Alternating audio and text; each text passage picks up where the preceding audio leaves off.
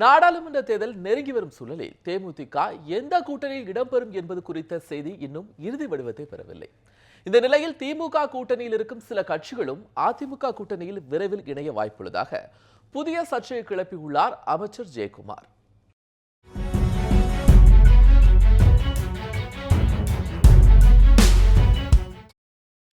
தமிழக தேர்தல் களத்தில் கூட்டணி ஜுரம் இன்னும் விட்டப்பாடில்லை. யார் யார் எந்த கூட்டணியில் இடம்பெற்றுள்ளனர் என்ற தகவல் இன்னும் உறுதியாகாத நிலையில் தேமுதிகவின் நிலைப்பாடு குறித்த கேள்விகள் தொடர்ந்து கொண்டே இருக்கின்றன. திமுக, அதிமுக இரு கட்சிகளும் தேமுதிகவுடன் தொடர்ந்து பேச்சுவார்த்தை நடத்தி கொண்டிருக்கின்றன.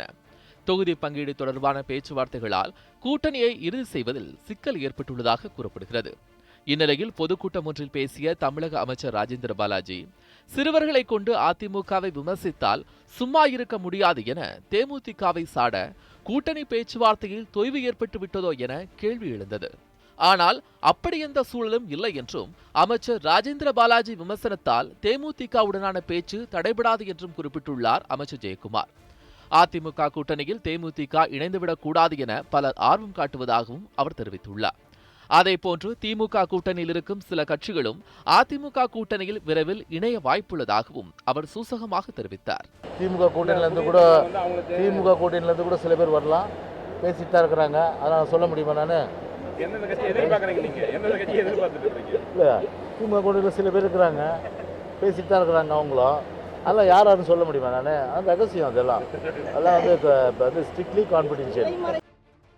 திமுக கூட்டணியில் தேமுதிகவை இணைப்பது தொடர்பாக ஸ்டாலின் தான் முடிவெடுக்க வேண்டும் என்று தெரிவித்துள்ளார் தமிழக காங்கிரஸ் தலைவர் அழகிரி. தேமுதிகவிற்காக காங்கிரஸ் தொகுதிகளை விட்டுக் கொடுக்க முன்வந்துள்ளது என்று வெளியான தகவலில் உண்மையில்லை என்றும் அவர் விளக்கமளித்தார். எங்களுடைய மதசார்பற்ற இந்த கூட்டணியினுடைய தமிழக அமைப்பாளராக திராவிட முன்னேற்ற கழகம் தான் இருக்கிறது.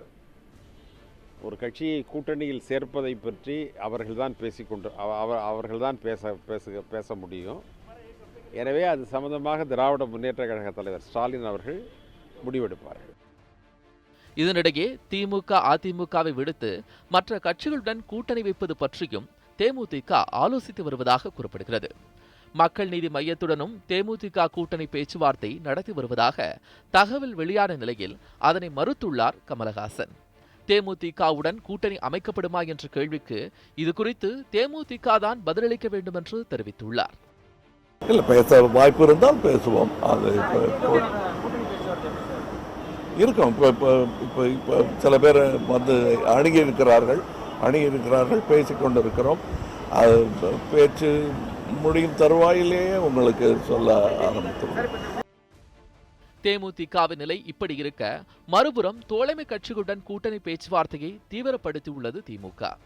அண்ணா அறிவாலயத்தில் நடைபெற்ற ஆலோசனையில் திமுக மற்றும் கொங்குநாடு மக்கள் தேசிய கட்சி இடையே தொகுதி பங்கீடு குறித்த ஒப்பந்தம் கையெழுத்தானது. இதில் கொங்குநாடு மக்கள் தேசிய கட்சிக்கு ஒரு தொகுதி ஒதுக்கீடு செய்யப்பட்டது.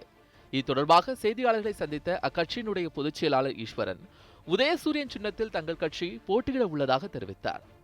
ஒரு பாராளுமன்ற தொகுதியை ஒதுக்குவதென்று தீர்மானிக்கப்பட்டு கொங்குநாடு மக்கள் தேசிய கட்சியின் சார்பாக அதை ஏற்றுக்கொண்டு உடன்படிக்கையில் கையெழுத்திட்டிருக்கிறோம். இப்படி தமிழக அரசியலில் கூட்டணி பேச்சுவார்த்தைகள் இறுதி கட்டத்தை எட்டியுள்ள நிலையில் தேமுதிகவின் நிலையால் மூன்றாவது அணி அமைவதற்கான வாய்ப்புள்ளதாக ஆர்வம் தெரிவிக்கின்றனர் அரசியல் விமர்சகர்கள். செய்திப்பிரிவு நியூஸ் 7 தமிழ்.